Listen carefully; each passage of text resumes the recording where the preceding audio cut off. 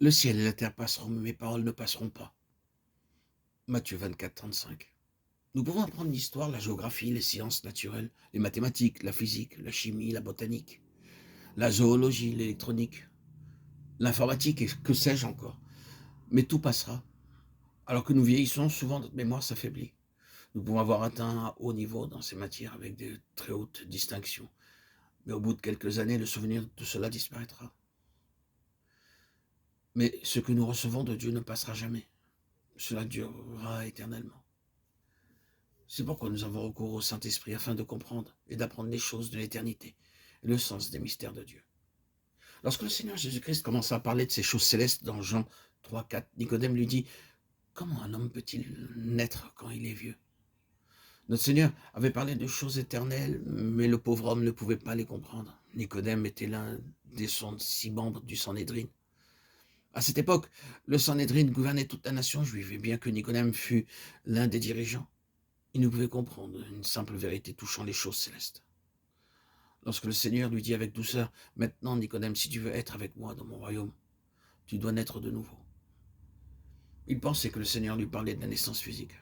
Comment faire? Comment cela peut-il se faire? Disait-il. Ainsi, pour comprendre les choses éternelles, nous avons besoin du Saint-Esprit.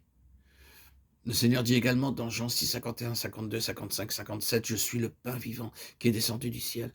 Si quelqu'un mange de ce pain, il vivra éternellement. Et le pain que je donnerai, c'est ma chair que je donnerai pour la vie du monde. » Les Juifs discutaient entre eux, disant: « Comment peut-il nous donner sa chair à manger? Car ma chair est vraiment une nourriture. Comme le Père qui est vivant m'a envoyé, et que je vis par le Père, ainsi celui qui me mange vivra par moi. » Notre Seigneur répéta le même message 8 fois, du verset 51 au verset 58. C'est la même pensée. Pourquoi êtes-vous ici? Y êtes-vous seulement pour les poissons et les pains? Il dit: venez à moi, et je vous donnerai quelque chose de mieux. Vous pouvez manger aujourd'hui et avoir faim demain. Aussi, venez à moi maintenant et mangez une nourriture qui vous permettra de vivre toujours. Il disait cela très tendrement et gentiment, mais les disciples se mirent en colère et s'en allèrent. Dès ce moment, plusieurs de ses disciples se retirèrent et n'allèrent plus avec lui. Jean 7, 48. Il n'avait pas compris les choses de l'éternité. Il savait parfaitement bien que le Seigneur était un homme d'autorité et non un homme ordinaire. Il leur enseignait comme ayant autorité et non comme les scribes. Matthieu 7, 29. Jamais homme n'a parlé comme cet homme. Jean 7, 46.